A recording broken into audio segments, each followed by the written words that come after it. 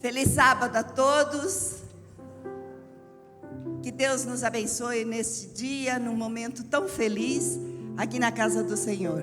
É um privilégio que temos de estarmos vivos e ter essa oportunidade de adorar o seu nome no seu santo dia. E hoje, um dia muito especial. E para isso, nós damos as boas-vindas a todos que sintam-se felizes na presença do Senhor. Que sintamos-nos felizes. Vamos orar para começar a nossa programação. Pai amado que está nos altos céus, é com o coração cheio de gratidão que nós chegamos perante o teu trono da graça, para te adorar, Pai, para neste dia louvar o teu santo nome, para neste dia demonstrar que nós queremos te servir e queremos também crescer na fé cada vez mais, para podermos um dia encontrar contigo e levar outras pessoas conosco que amamos também. Pai, fica conosco, abençoa toda a programação que será feita neste dia. Em nome de Jesus nós oramos e agradecemos. Amém. Você pode se assentar.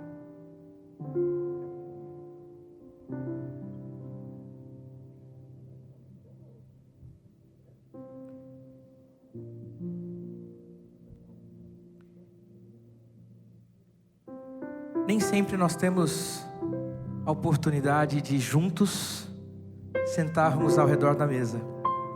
Se você cresceu na igreja assim como eu, com certeza você já participou de muitos almoços da comunhão. Estar ao redor da mesa é um privilégio, perto de quem a gente ama, perto de quem a gente gosta, perto dos nossos amigos e irmãos. Hoje aqui na igreja você tem a oportunidade de se sentar ao redor da mesa. Você que está aí na galeria, que está mais longe, chega mais perto da gente. Esse é um momento que a gente gostaria de estar mais perto de você e compartilhar da mesa junto com você.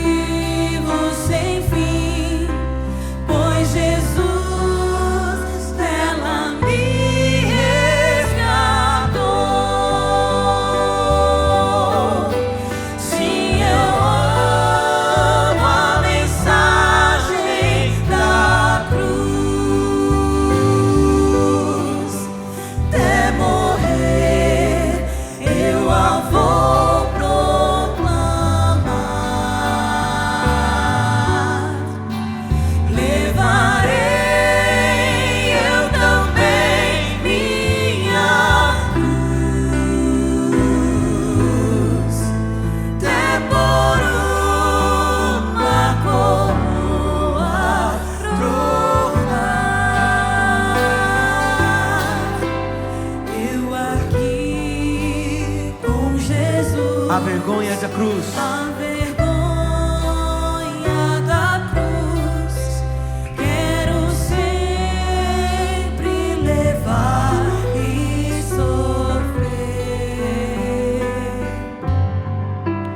Ele vem me buscar e com ele no lar uma parte na glória de ter. Sim, eu amo a mensagem da cruz. Até morrer eu a vou proclamar. Levarei eu também minha cruz, até por uma coroa trocar.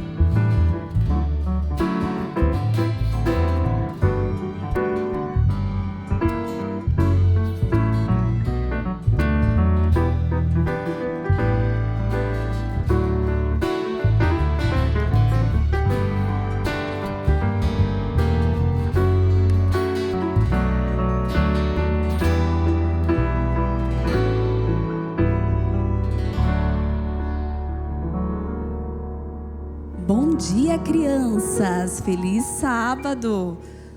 Como vocês estão lindas! Jesus ama muito vocês, Ele está muito feliz de vê-las aqui hoje, sabia? Vou contar uma coisa muito interessante para vocês e muito especial. Vocês viram que a igreja está, assim, mais diferente hoje? Vocês repararam? Foi montada uma mesa linda ali, né? Umas flores, não é verdade? Vocês sabem que a gente vai ter um momento muito especial hoje? Vocês sabem como que chama? Santa Ceia. Muito bem, essas crianças são muito espertas. Isso mesmo. E sabe quem que ensinou a gente a ter esse momento de Santa Ceia? Quem que foi? Foi Jesus. Olha lá aquela imagem, crianças. Jesus, ele se reuniu com os discípulos numa mesa e ali havia o pão e o vinho, que é o suco de uva. E aí aqui na Bíblia, lá em Lucas 18, está escrito assim, ou melhor, no 19. Depois pegou o pão e deu graças a Deus, em seguida partiu o pão e deu aos seus discípulos, dizendo: isto é o meu corpo que entregue em favor de vocês. Façam isso em memória de mim. Depois de jantar, do mesmo modo, deu a eles o cálice de vinho, dizendo: este cálice é a nova aliança.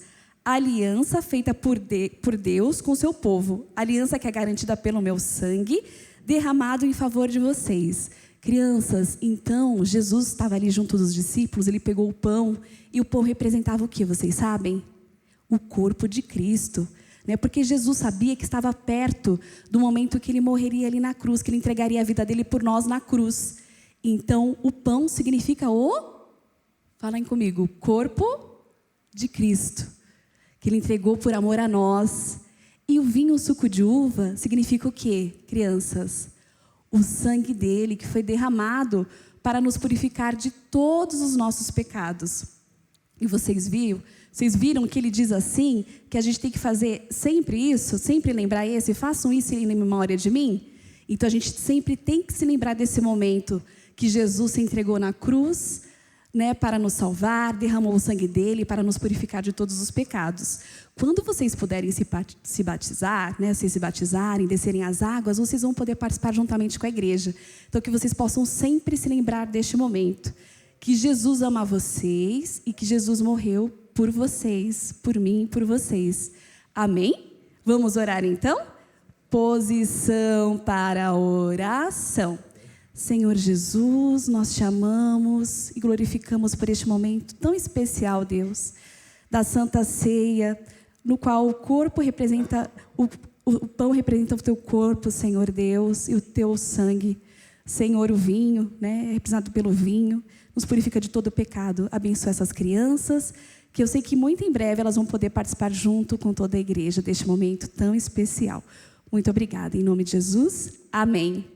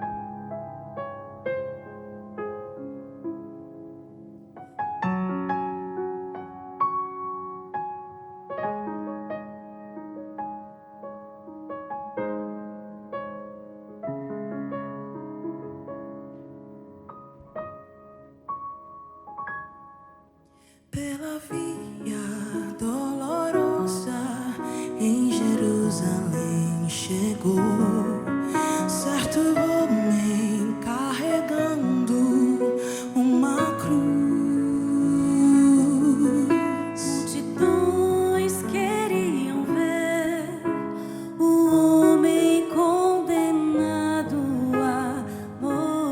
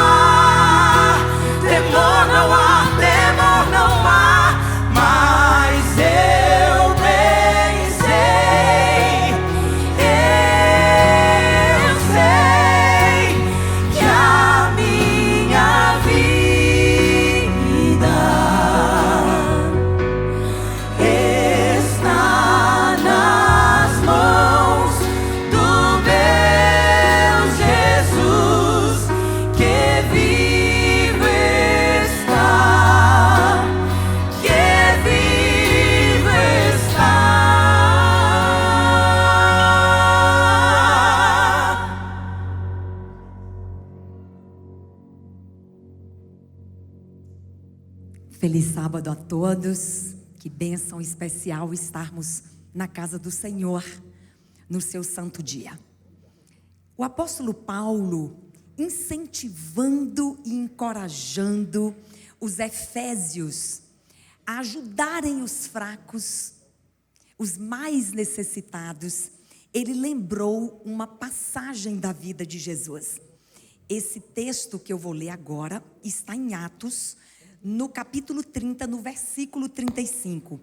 Em tudo o que fiz, Paulo dizendo aos efésios, mostrei a vocês que mediante o trabalho árduo, devemos ajudar os fracos. Lembrando as palavras do próprio Jesus que disse, há maior felicidade em dar do que receber. Esta é uma lição transformadora que nós podemos agora exercê-la através da nossa adoração.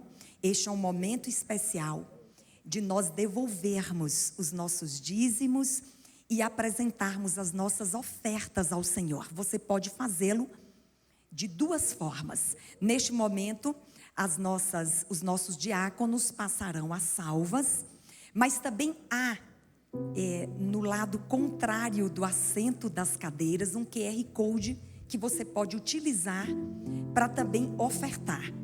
E desta forma, você pode colocar no final da sua oferta Pix 7 centavos, R$100, 7 centavos, R$10, 7 centavos, R$1, 7 centavos, que a igreja saberá que está direcionada esta oferta para esta igreja. Caso você não queira adicionar 7 centavos, você pode então pegar o comprovante do Pix e encaminhar para o e-mail aqui da Igreja Central de São Paulo. Ok? Por WhatsApp também, o WhatsApp da nossa Igreja Central de São Paulo. Neste momento, então, em espírito de adoração, nós então passaremos as salvas. Que Deus abençoe cada doador.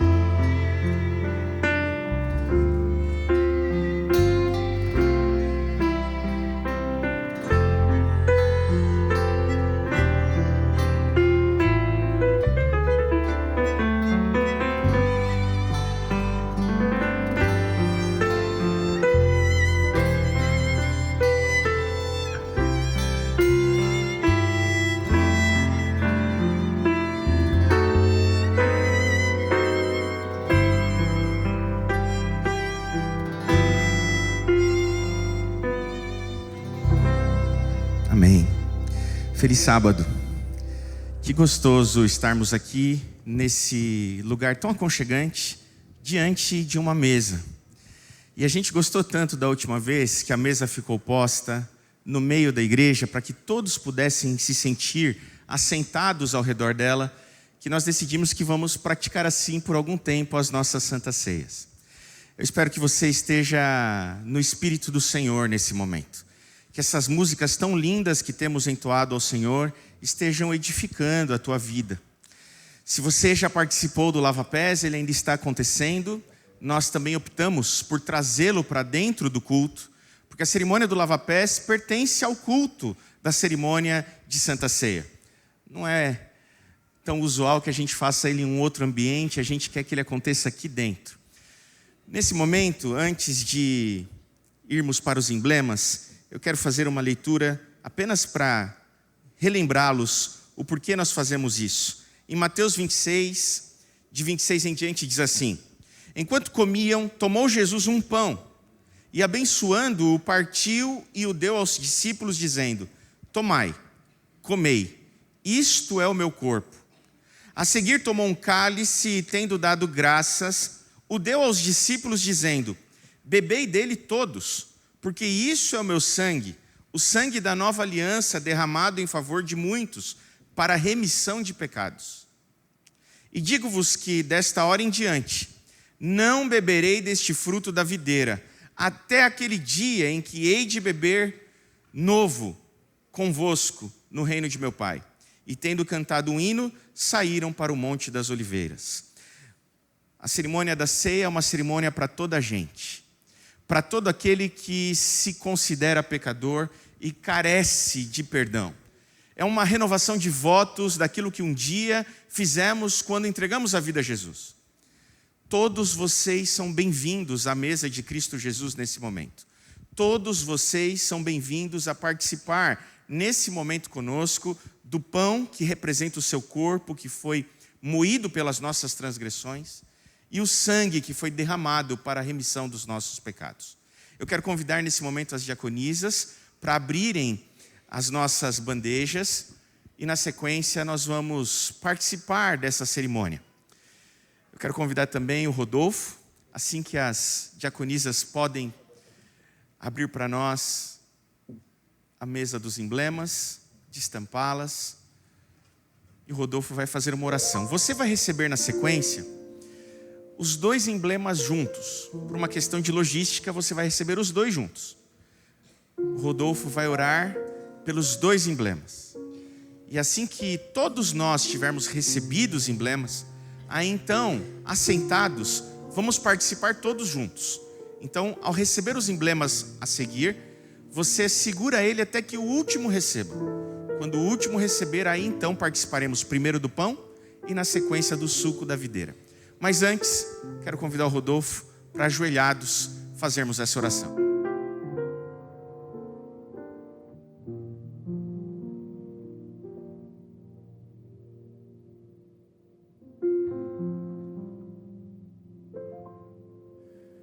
Querido bom Deus, nosso Pai, damos graças a Ti por Cristo Jesus, nosso Senhor. Estamos diante desses emblemas que representam o sacrifício que Cristo Jesus, seu Filho unigênito, verteu lá na cruz do Calvário. Este mistério, Senhor, da piedade que estava oculto dos mundos, até que o pecado adentrou aqui nessa terra, no nosso lar. Mas por causa do Teu amor, Senhor, nós não fomos deixados à mercê da condenação da lei. Mas Cristo Jesus tomou o nosso lugar, verteu o Seu sangue, o Seu corpo sobre a cruz do Calvário. E ali, nesse sacrifício por nós, temos a esperança de que Ele em breve virá, porque Cristo Jesus ressuscitou. Foi aceito por Ti o sacrifício em favor de cada um de nós.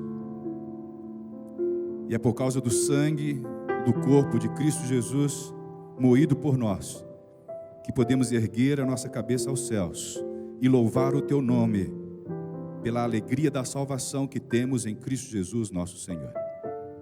Este é um momento de alegria, Senhor, porque nós olhamos para frente e podemos perceber que estamos bem perto de nos encontrarmos com Cristo Jesus nos ares, como Ele prometeu. Porque é assim que está escrito: breve virei, não demorarei, estarei com vocês novamente. Cristo Jesus está esperando para reunir todos os seus filhos e filhas para celebrar novamente esta ceia. Mas enquanto Ele não vem, nós somos chamados para recordar esse sacrifício que foi feito em favor de nós.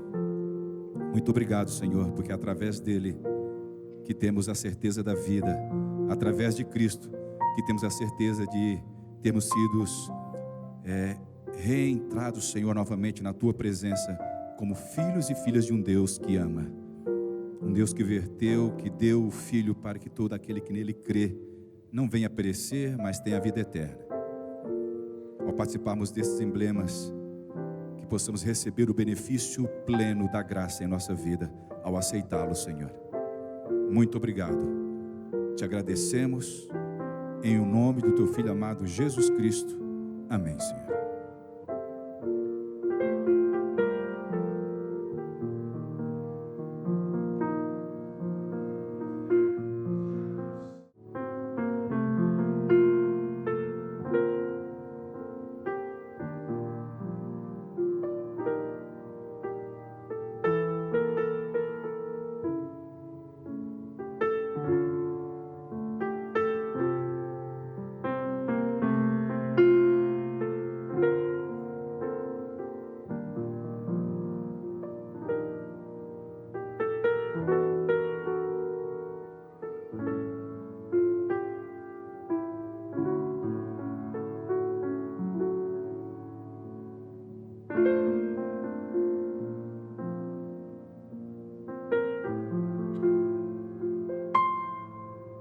Pedir agora que os diáconos possam distribuir. Luiz, por favor, fazer uma leitura bíblica para nós. Pode vir aqui à frente, Luiz.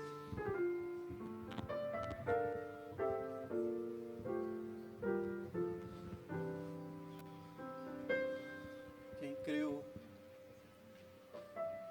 em nossa pregação e quem foi revelado pelo braço do Senhor, porque foi subindo como renovo perante Ele, e como a raiz de uma terra seca, não tinha aparência nem formosura. Olhando-lo, mas nenhuma beleza havia que nos agradasse. Era desprezado e o mais rejeitado entre todos os homens, de dores, e que se sabe o que é padecer. E como de quem os homens escondem o rosto, era desprezado, e dele não fizemos caso. Certamente ele tomou sobre si as nossas enfermidades e as nossas dores, levou sobre si, e nós reputáramos por aflito e ferido de Deus e oprimido. Mas ele foi transpassado pelas nossas transgressões, e moído pelas nossas iniquidades. O castigo que nos traz a paz estava sobre ele, e pelas suas pisaduras fomos sarados. Todos nós andávamos desgarrados como ovelhas, cada um se desviava pelo caminho, mas o Senhor fez cair sobre ele a iniquidade de todos nós. Ele foi oprimido e humilhado, mas não abriu a boca. Como o cordeiro foi levado ao matadouro, e como ovelha muda perante os seus tosqueadores, ele não abriu a boca. Por juízo opressor foi arrebatado, e de sua linhagem quem dela cogitou. Porquanto foi cortado da terra dos viventes, por causa da transgressão do meu povo foi ele ferido. Designaram-lhe a sepultura com os perversos, mas com o rico esteve na sua morte, posto que nunca fez injustiça, nem dolo algum se achou em sua boca. Todavia ao Senhor agradou moê-lo, fazendo-o enfermar, quando E quando der ele a sua alma como oferta pelo pecado, verá a sua posteridade e prolongará os seus dias, e a vontade do Senhor prosperará nas suas mãos. Ele verá o fruto do penoso trabalho da sua alma e ficará satisfeito. O meu servo, o justo, com o seu conhecimento justificará a muitos, porque as iniquidades deles levará sobre si. Por isso eu lhe darei muitos como a sua parte, e com os poderosos repartirá ele o despojo. Porquanto derramou a sua alma na morte, foi contado com os transgressores. Contudo, levou sobre si o pecado de muitos, e pelos transgressores intercedeu. Amém.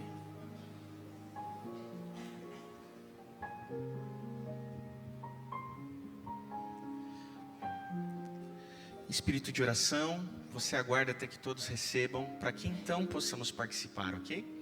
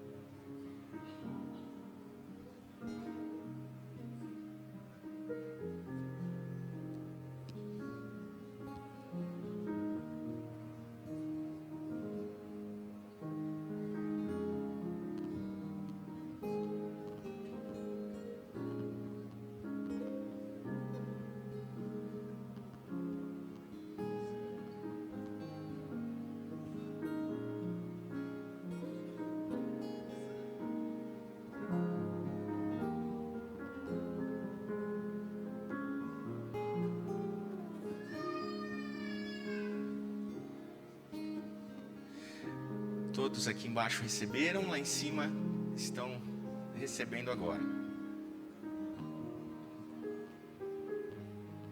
Os músicos também receberam, né?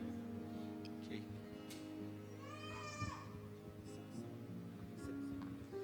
Na recepção também, se algum diácono puder atender a nossa recepção, tudo certo, né, Nilza? Obrigado.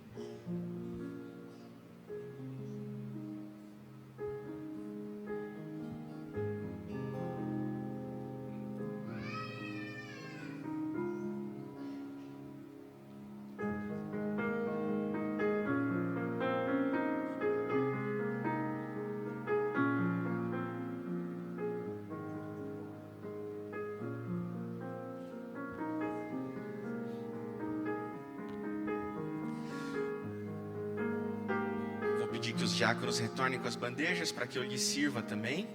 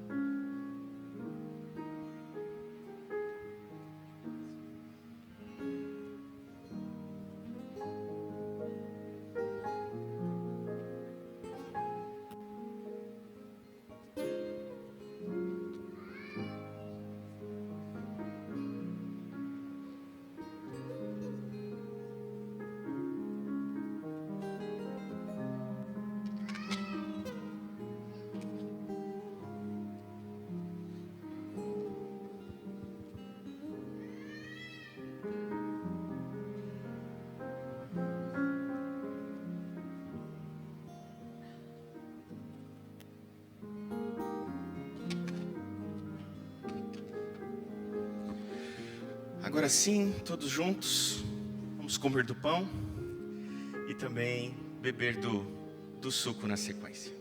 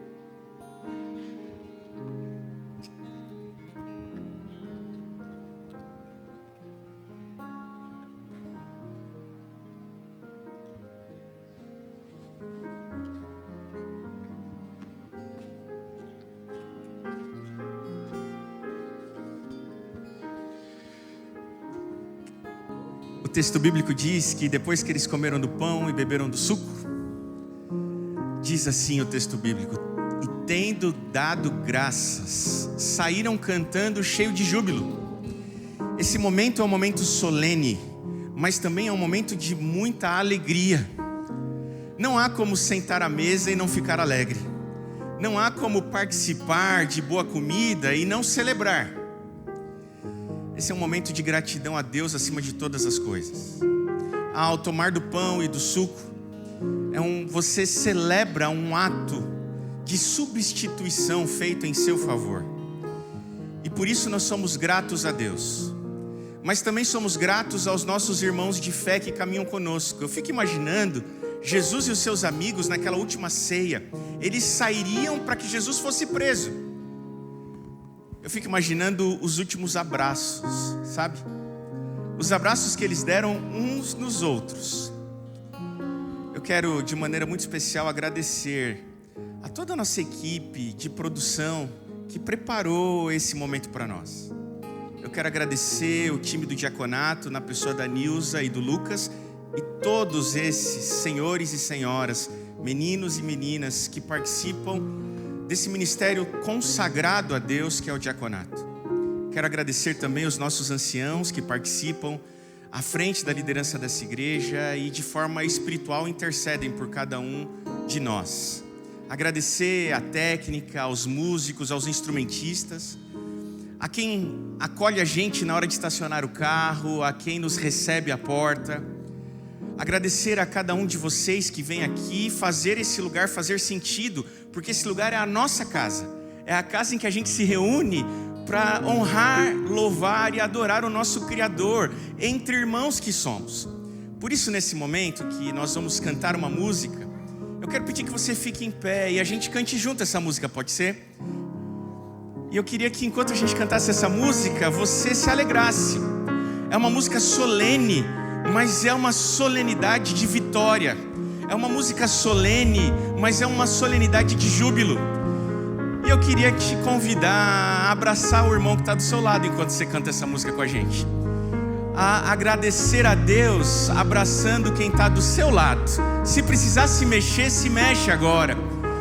Mas agradece a Deus por colocar essa pessoa do seu lado. Vamos cantar.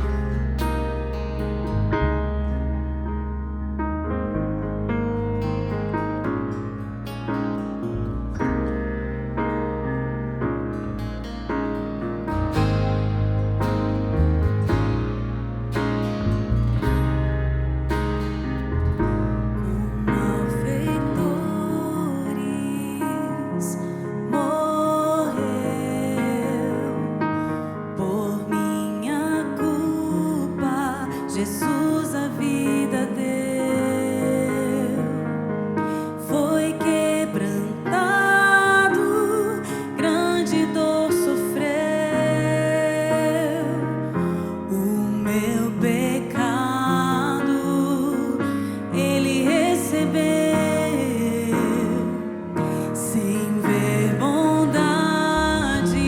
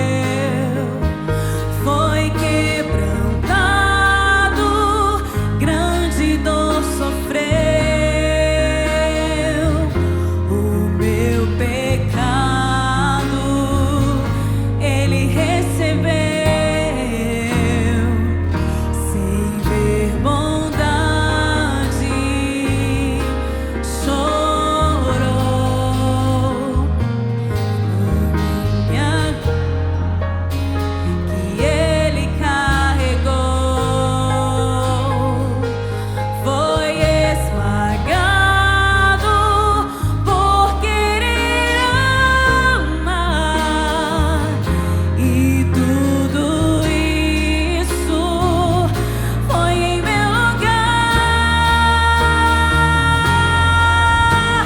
Se entregou por mim, morreu pra me salvar na cruz. Jesus tomou o meu lugar. Amor assim jamais existirá. Se entregar só pra me salvar. Morto foi Jesus, Cordeiro de Deus, Senhor da cruz, eternamente. Amor assim jamais existirá. Tomou pra sempre o meu lugar. Morto foi Jesus, Cordeiro de Deus, Senhor da cruz, eternamente. Amor assim jamais existirá. Tomou pra sempre o meu lugar. Amor assim jamais existirá. Tomou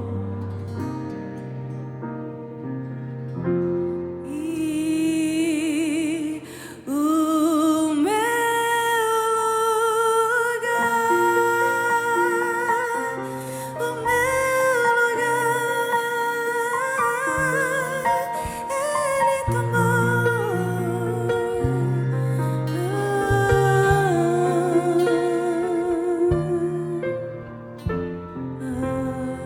Que Deus continue, através do seu sangue, unindo a nossa igreja, a nossa comunidade, os nossos irmãos.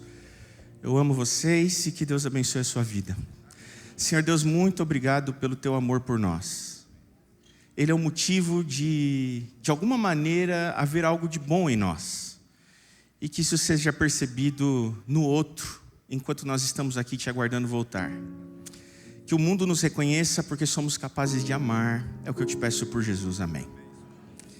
Vocês podem se assentar. Nesses pouquinhos minutos que restam, eu quero subir aqui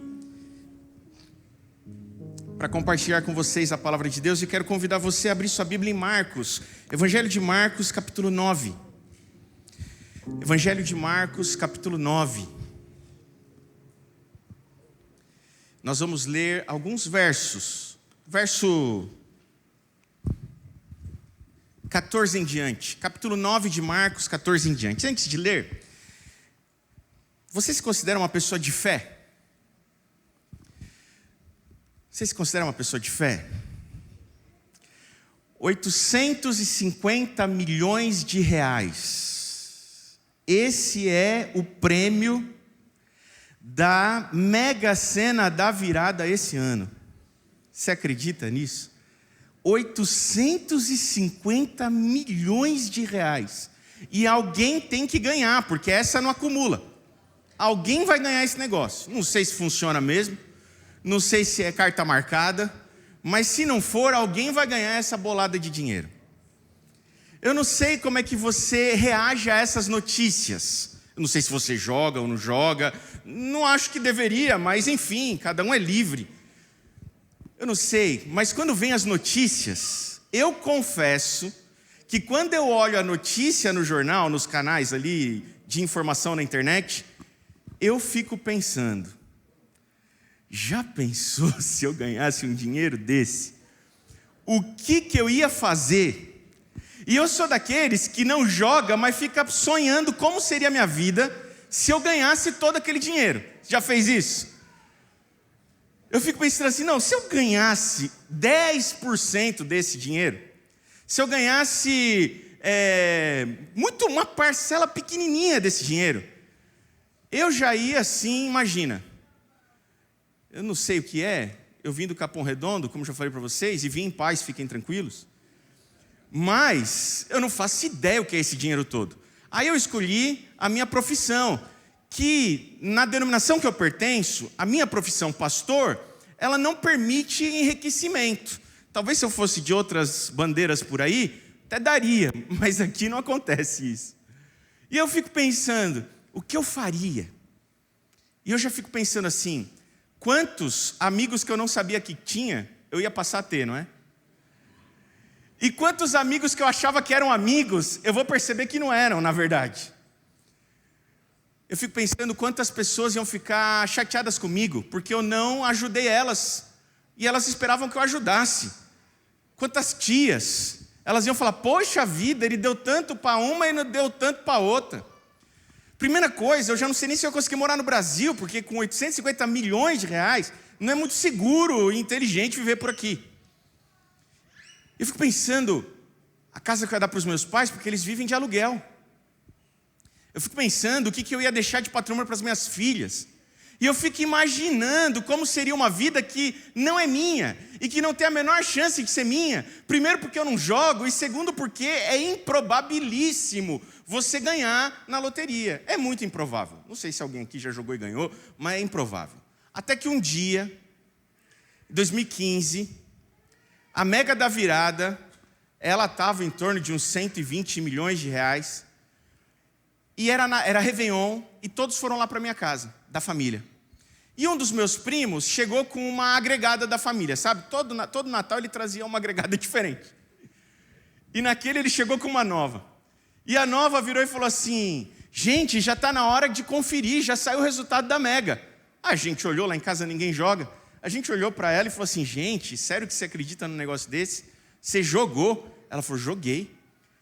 Aí, erro a não se cometer se um dia você jogar. Não confira o bilhete na frente de outras pessoas. Porque ela tinha feito 3 jogos, ela tinha um papelzinho com 3 jogos, João. E aí, ela começou a conferir. E no primeiro que ela começou a conferir, o primeiro número que tinha sido sorteado era o 2 ou 4, eu não lembro. 2 ou 4, mas era 2 ou 4. E ela tinha jogado exatamente o contrário. Ou ela jogou 2 e tinha saído 4, ou ela jogou 4 e tinha saído 2. Aí eu já olhei e já falei assim, tá vendo? Isso aí não dá certo, Lucas. Não funciona, isso aí não resolve. Simplesmente, depois que ela errou o primeiro, ela acertou todos os outros 5 números da Mega da Virada de 2015 na minha casa.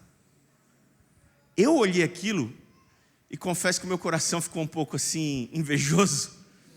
E eu falei assim, mas a Mega da Virada não tem quina. Tem quina.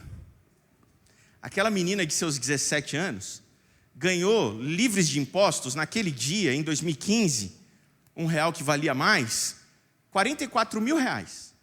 Não é, talvez, muito dinheiro, mas para uma pessoa de 16 anos em 2015, sem ter feito esforço nenhum, R$44 mil é bastante dinheiro, desculpa, gente. Se para você não é, para mim é. Resolveria uma boa parte da minha vida nesse momento se eu ganhasse R$44 mil. E aquilo ficou na minha cabeça, eu falei, gente, não é que tem chance mesmo de acontecer um negócio desse? E eu comecei a pensar que quantas pessoas jogam e elas saem da lotérica com uma profunda certeza no seu coração de que elas vão ganhar. Elas jogam e elas saem com uma profunda certeza de que vão ganhar, a ponto de já saírem de lá, antes do resultado, fazendo planos. Se a gente que não joga já olha e já fica fazendo planos, a gente já enxerga o que ainda não é nosso, a gente começa a planejar sem ter. Imagina quem joga e vai lá e sai. Sabe o que é isso? É o melhor exemplo que se pode dar para definir o que é fé. Fé é a certeza das coisas que não se veem. É como se você já vivesse sem ter ainda. Você já vive como se tivesse sem ter ainda. É por isso que quando diz que alguém foi jogar, diz que a pessoa foi fazer o quê? Uma fezinha. Por que ela foi fazer uma fezinha? Porque ela joga e sai com uma profunda certeza que vai ganhar, e sem ter ganhado ainda, ela já faz planos para o dinheiro que nem é dela. Isso é fé. É uma certeza tão grande de que já é teu, mesmo ainda não sendo. E você já vive como se fosse teu aquilo que você ainda não ganhou. Isso é fé. Aqui nesse episódio do livro de Marcos, no capítulo 9, é uma história de um homem que não tinha tanta fé. Na realidade, ele até tinha fé, mas ele não tinha fidelidade. Lê comigo a história, verso 14 em diante. Quando eles se aproximaram dos discípulos, viram numerosa multidão ao redor e que os escribas discutiam com eles. Eles quem se aproximaram? Nesse episódio, Jesus estava no Monte da Transfiguração, onde ele teve um encontro com Moisés e Elias. E quem estava com Jesus nesse Monte da Transfiguração? Pedro, Tiago e João. Jesus subiu a montanha para orar. E lá no pé da montanha, no vale, ficaram os demais discípulos, esperando Jesus voltar. Quando Jesus desceu da montanha e ele chegou no vale, os discípulos dele estavam discutindo com os líderes da igreja. Eles estavam brigando, discutindo com os escribas e fariseus. E Jesus chega e pergunta assim: o que vocês estão discutindo aí? Verso 15. E logo toda a multidão, ao ver Jesus, tomada de surpresa, correu para ele e o saudava. Então ele interpelou os escribas: que é que discutis com eles? E um dentre a multidão respondeu: mestre, trouxe-te o meu filho, possesso de um espírito mudo, e este, onde quer que o apanha, lança-o por terra, e ele espuma, rilha os dentes e vai definhando. Roguei a teus discípulos que expelissem, e eles não puderam. Então Jesus lhes disse: ó geração incrédula, até quando estarei convosco? Até quando vos sofrerei? Trazei o menino. E trouxeram-lhe. Quando ele viu a Jesus, imediatamente se agitou com violência, e caindo ele por terra, revolvia-se. Perguntou Jesus, verso 21, perguntou Jesus ao pai do menino: há quanto tempo isso lhe sucede? Desde a infância, respondeu o pai. Imagina você ter alguém na sua família que sofre de uma doença que aparentemente a medicina da época não oferece cura. É muito ruim quando a gente tem alguém doente em casa. Quando é um filho, isso é ainda pior. Basta você virar pai para você perceber o quanto que é difícil quando você tem um filho doente em casa. Aquele negócio de dizer eu preferia que fosse comigo é verdade. Eu lembro a primeira vez que a Vitória foi precisar ser internada no hospital. Ela tinha 1 aninho e pouco, 2.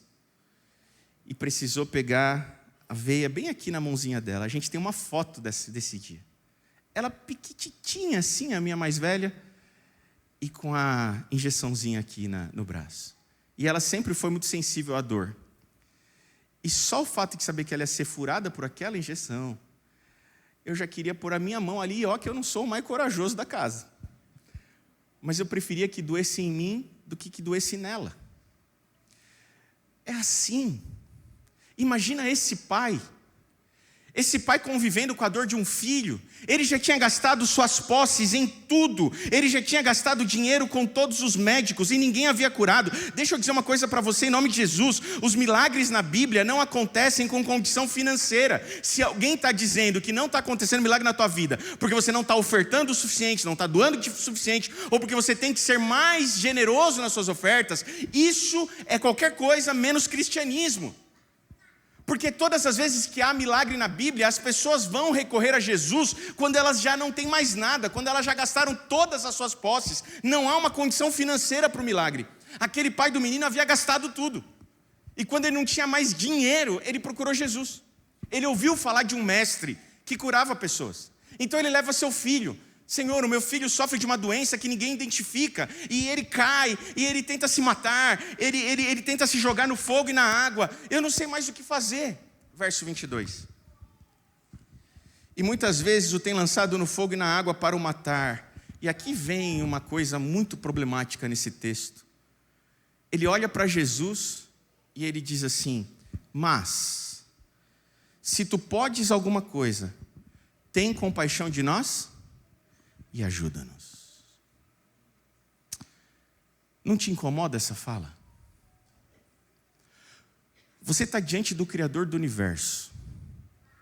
Você está diante daquele que com a sua palavra criou o sol, o mar, a terra e tudo o que há.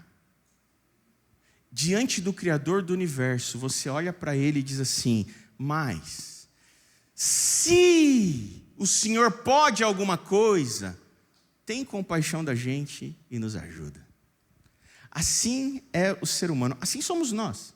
No momento em que a gente mais precisa crer, a gente duvida. No momento em que a gente mais precisa confiar, a gente titubeia. No momento que a gente mais precisa descansar, confiando que Ele está no controle, a gente questiona: será que Ele pode mesmo? Porque eu já estou pedindo há tanto tempo, ninguém nunca resolveu. Será que Ele pode mesmo? Por isso que eu te perguntei se você era uma pessoa de fé.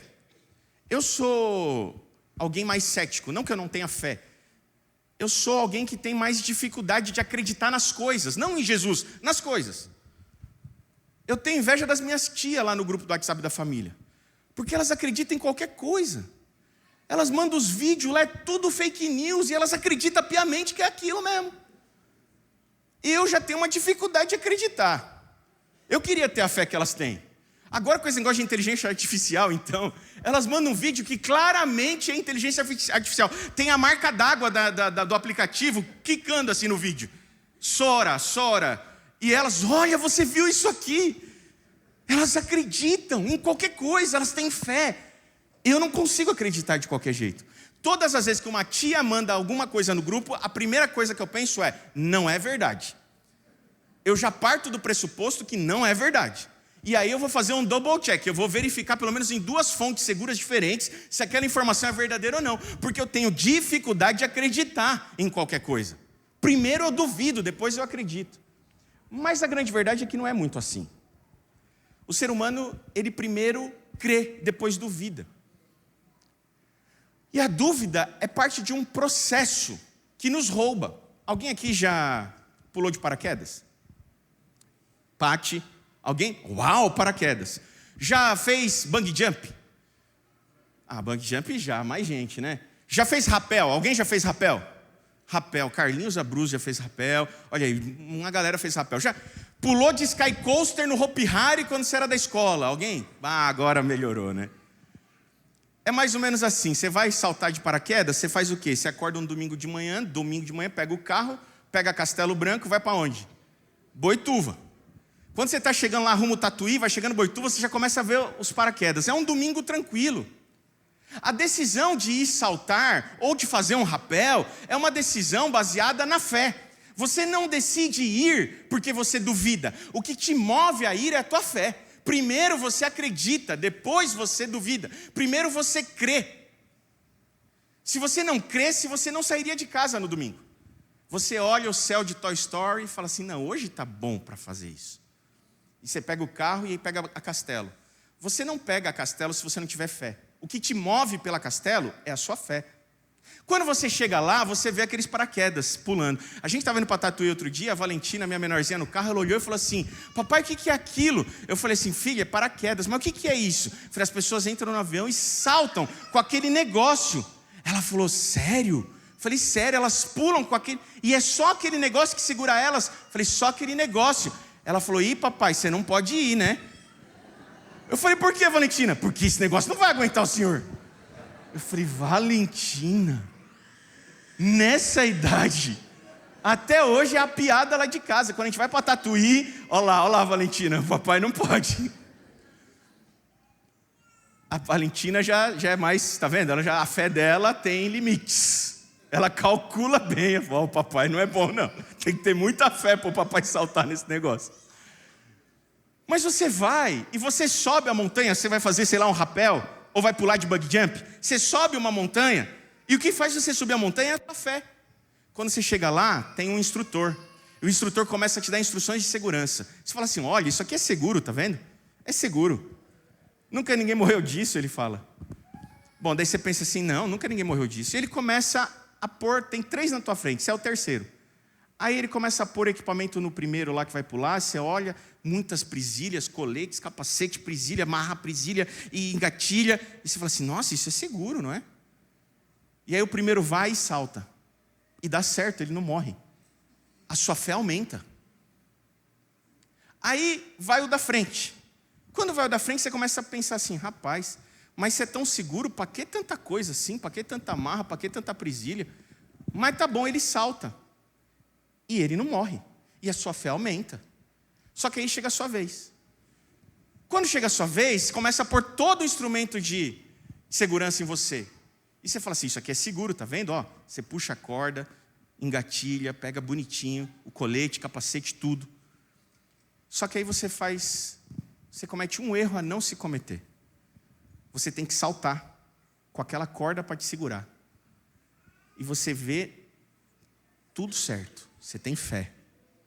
Aí você chega assim, ó, erro a não se cometer. Você chega bem na beiradinha do precipício assim, ó, põe o pezinho bem assim, ó. E aí você faz assim, ó.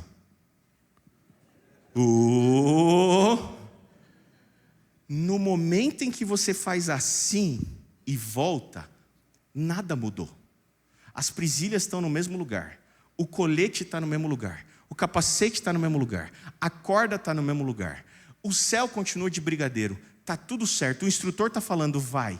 Mas alguma coisa dentro de você mudou. O que mudou? A dúvida. A dúvida te rouba. Primeiro nós cremos, mas algo faz com que alguma coisa nos faça duvidar. Primeiro nós cremos, a gente foi lá porque a gente acredita, a gente tem fé. Mas chega uma hora que alguma coisa rouba a gente. E não são as circunstâncias, porque as circunstâncias não mudaram. Mas aqui eu tenho fé, aqui eu duvido. Por quê? Por uma razão. Porque quando você tem que entregar 100% da sua vida a uma corda, aí você pensa duas vezes. Sabe o que nos faz duvidar? É a nossa incapacidade de confiar em algo que não sejamos nós mesmos. Não tem como você pular de bungee jump se você só confiar 50% na corda. Você vai se espatifar no desfiladeiro.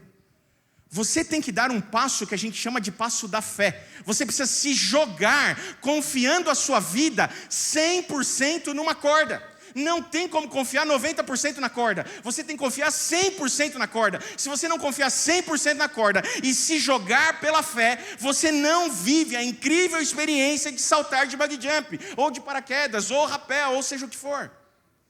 Você precisa crer e confiar 100% em algo que está fora de você. E aí é o nosso problema. Porque a gente confia em nós mesmos, mas temos dificuldade de entregar 100% da nossa vida para o outro. Sabe qual que era o problema desse pai? O problema desse pai é que Jesus precisava que ele cresce e confiasse 100% da sua vida nele. Quando alguém te pede para entregar 100% da sua vida para Jesus, você crê, você confia, você tem fé, você vem na igreja. Mas quando alguém chega para você e fala assim: agora, a partir de agora, você vai viver confiando 100% da sua vida em Cristo Jesus. Você vai se entregar. Eu preciso que você dê um passo de fé. Aí a gente dá um passo para trás. Aí as dúvidas nos roubam. Aí a gente começa a duvidar. Aí a gente começa a adiar a entrega, sabe? Deixa para depois. Eu ainda não estou pronto. Vamos marcar seu batismo? Não. Deixa eu melhorar um pouquinho mais primeiro. Eu ainda não estou pronto. Meu irmão, deixa eu te perguntar uma coisa. Quando você está doente, quanta melhora você tem que ter para procurar um médico? Não faz sentido esse negócio. Deixa eu melhorar primeiro para depois me batizar, para depois entregar minha vida a Jesus. Não faz sentido. É a mesma coisa que alguém que está doente fala assim: vamos no médico? Não, deixa eu melhorar primeiro. Quando eu melhorar eu vou no médico. Não, você tem que ir no médico quando está doente. Você tem que ir a Jesus quando você está em pecado. É nesse momento que você entrega a sua vida a Jesus. Você não vai melhorar sozinho, não tem jeito. É só Ele. Mas precisa entregar 100% da vida. E tem gente que vive na igreja 60 anos, 40 anos, mas não entregou 100% da vida a Jesus. O texto diz que quando o pai pergunta assim: se podes alguma coisa, tem compaixão de nós e ajuda-nos. A resposta de Jesus é uma das respostas mais incríveis das Escrituras. Verso 23. Ao que lhe respondeu Jesus: se podes? É como se Jesus estivesse olhando para aquele pai dizendo assim: você sabe com quem você está falando? Como assim se podes? Tudo é possível àquele que crê. Tudo é possível àquele que crê. Mas você precisa entregar sua vida 100%, não é 90%, é 100%, você precisa confiar. Ao que o pai do menino respondeu, imediatamente o pai do menino exclamou com lágrimas: Senhor, eu creio, mas ajuda-me na minha falta de fé. A gente é assim. Senhor, eu creio, mas eu duvido. Eu digo que acredito, mas eu vivo como se não acreditasse. Eu oro, mas eu levanto da oração achando assim, não vai acontecer. Eu peço, mas eu não acredito que vai dar certo. Porque eu tenho fé, mas eu não tenho fidelidade. Eu tenho fé, mas me ajuda na falta de fé. Eu acredito, eu creio, mas não creio tudo quanto eu precisava. Eu creio 50%, eu creio 60%, eu creio 70%, mas eu não creio o suficiente para me jogar. Eu digo que creio, mas eu não vivo como se eu cresce. Então, Senhor, cura a minha falta de fé. Sabe o que eu acho mais curioso dessa história? Que quem precisava de um milagre era o menino. O pai traz o menino para o milagre, mas Jesus até agora ignora o menino. E ele foca no pai. Porque Jesus entendeu que quem precisava de um milagre não era o menino. Quem precisava de um milagre era o pai do menino. É como se Jesus estivesse dizendo assim para o pai: antes de curar teu filho, eu preciso curar a tua falta de fé. Eu não sei o que você veio pedir hoje aqui para ele, mas eu queria que você mudasse o seu pedido hoje. Ao invés de você pedir por aquilo que você está pedindo faz tempo, não peça isso hoje. Peça como esse pai: Senhor, eu creio, mas eu duvido. Cura a minha falta de fé. Eu não quero te pedir mais nada hoje, eu só quero te pedir uma coisa: cura a minha falta de fé, para que eu possa crer. O texto vai dizer que depois que Jesus cura a falta de fé do pai, ele também cura o menino. Depois você lê na sua casa o final do texto, ele vai curar o menino. Mas não é sobre o menino que eu queria falar hoje, é sobre o pai do menino. Porque talvez alguns de nós aqui não está precisando, na verdade, de um milagre específico. O que a gente está precisando é que Ele cure no nosso coração a nossa falta de fé. Quando Ele diz assim: eu acredito, mas me ajuda com a minha falta de fé, as palavras no grego nos dão uma possibilidade de que Ele estivesse dizendo assim: eu tenho fé, mas eu não consigo ser fiel. Eu acredito aqui na cabeça, mas eu não consigo viver baseado nessa fé. Eu não consigo ter fidelidade. E há uma diferença entre fé e fidelidade. E eu quero orar com você, pedindo para Deus colocar no teu coração e no meu, não apenas fé, mas também fidelidade. Sabe o que é fé? Fé é a certeza de que Ele pode fazer. Fé é a certeza de que Ele pode fazer. Se Ele quiser curar o seu câncer, Ele vai curar seu câncer. Se Ele quiser trazer seu filho de volta, Ele vai trazer seu filho de volta. Se Ele quiser resolver o problema do teu casamento, Ele vai resolver o problema do teu casamento. Porque Ele pode, Ele é criador. Não é se podes, tudo é possível aquele que crê. Isso é fé, é a certeza de que Ele pode fazer. Mas fidelidade não é isso. Fidelidade é continuar adorando o seu nome, mesmo quando Ele não faz o que a gente está pedindo. Você entende a diferença de fé e fidelidade? Tem muita gente que tem fé, mas não tem fidelidade. Tem fé quando Ele faz, mas quando Ele não faz, não consegue adorar o nome dEle. Não consegue reconhecer que Ele é soberano e que nós somos pó, e que nós não conhecemos os seus desígnios. Não consegue continuar adorando o seu nome quando Ele não faz. Porque tem fé, mas não tem fidelidade. E eu encerro lendo um texto com você, Daniel 3. Você lembra desse episódio? Daniel capítulo 3. Daniel não está nesse episódio, só está os seus amigos Sadraque, Mesaque e Abidnego. E o rei Nabucodonosor faz uma estátua para ser adorado, e ele manda que todos se prostrem. E ele toca umas músicas, e quando ele toca os instrumentos, todo o povo se ajoelha, menos Sadraque, Mesaque e Abidnego. Então Nabucodonosor manda chamar os três e fala assim: olha, tem uma fornalha de fogo, e eu vou queimar vocês nessa fornalha de fogo se vocês não se ajoelharem. Eu vou dar uma segunda chance para vocês. Eu vou tocar de novo, porque eu gosto de vocês, eu gosto do Daniel, e eu vou tocar de novo. mas agora eu preciso que vocês se ajoelhem. E sabe qual que foi a resposta daqueles 3 amigos de Daniel? Verso 16 do capítulo 3. Responderam Sadraque, Mesaque e Abidnego ao rei: ó Nabucodonosor, quanto a isso, não necessitamos nem te responder. Sabe o que eu acho lindo desses 3 meninos? Que eles nem abriram negociação com o rei. Eles não parlamentaram com o pecado. Eles não negociaram com o pecado. Nós não vamos nem parlamentar essa questão com você. A gente não vai nem discutir essa questão com você. A gente não vai abrir negociação com você, porque a gente não abre negociação com o pecado. Porque no momento que você abrir negociação com o pecado, você já perdeu. Com o pecado a gente nem negocia. É não e acabou. Nabucodonosor, você não precisa perder seu tempo, Nabucodonosor. Quanto a isso, a gente não precisa nem conversar. Sabe por quê? Verso 17. Porque se o nosso Deus, a quem nós servimos, quiser nos livrar, Ele nos livrará da fornalha de fogo ardente das tuas mãos, ó rei. Isso é fé. Fé é a certeza de que Ele pode fazer. Sabe por que a gente não vai conversar com você, Nabucodonosor? Porque se o nosso Deus quiser nos livrar, Ele pode e Ele vai nos livrar se Ele quiser. Isso é fé. Mas aí tem a fidelidade. Verso 18.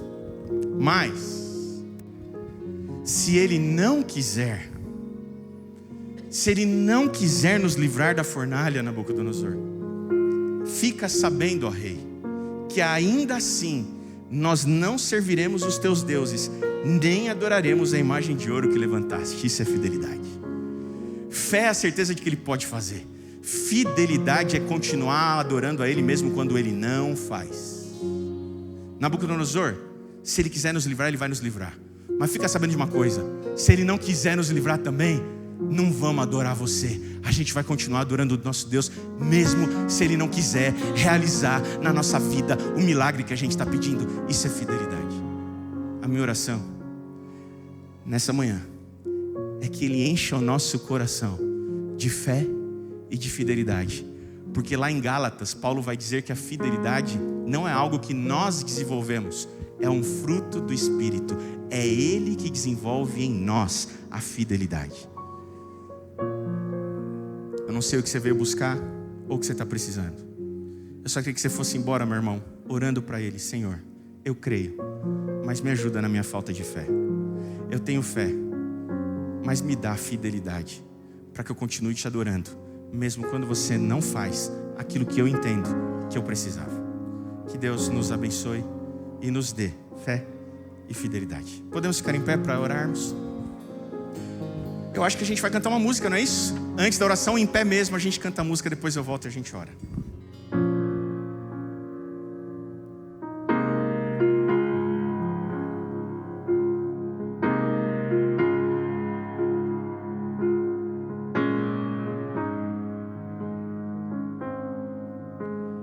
Pai, contra ti, contra o céu pequei, me enchi de mim, me deixei levar, e escravos dos meus medos me tornei.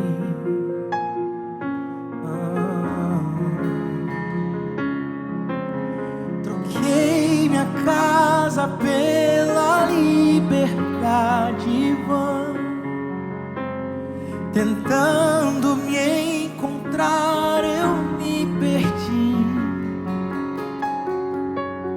E quando eu pensei que era ali, ouvi a tua voz dizendo assim pra mim: tem lugar na mesa,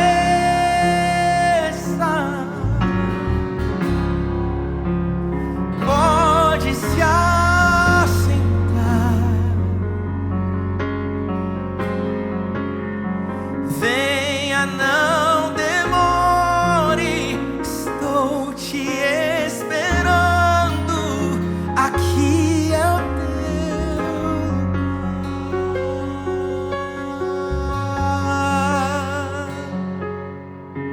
Troquei minha casa pela liberdade vã, tentando me encontrar eu